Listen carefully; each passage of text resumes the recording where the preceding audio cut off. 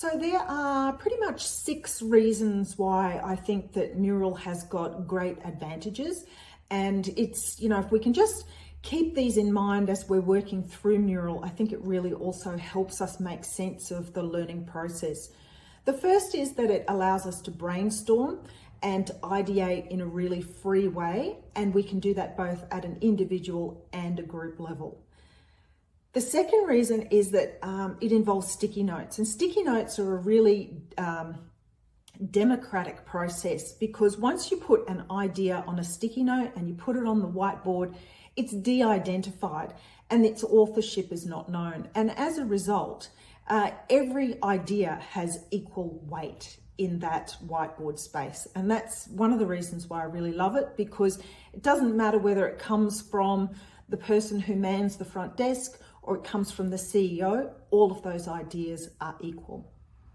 The third reason I really love mural is because it allows for kind of quieter and less confident people to be able to have a voice in the process. Sometimes they struggle to be heard, or they struggle to actually gain some attention in meetings like that.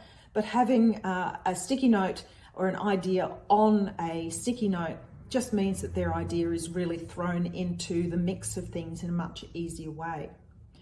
The fourth reason I think that mural has an advantage is that it's about that allowing one person or a couple of people who are really dominant in meetings to sometimes take over that meeting, and they really dominate and they don't let anybody else speak, and sometimes they can even be intimidating. So the whole idea of mural, as I said, is that it allows people to really have an equal input into the process.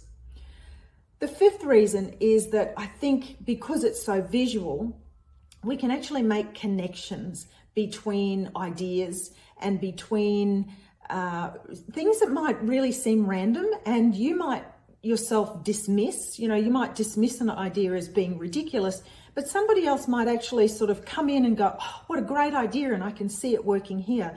So it's that kind of random connection of an idea that could have been discarded, but actually somebody else sees as really important. I think that whole creative process of being able to make connections between ideas and to really sort of push that thinking to the outer edge, and to not discard ideas, but to really end up sparking off each other. I think that's a really powerful thing about mural or the collaborative whiteboards as well.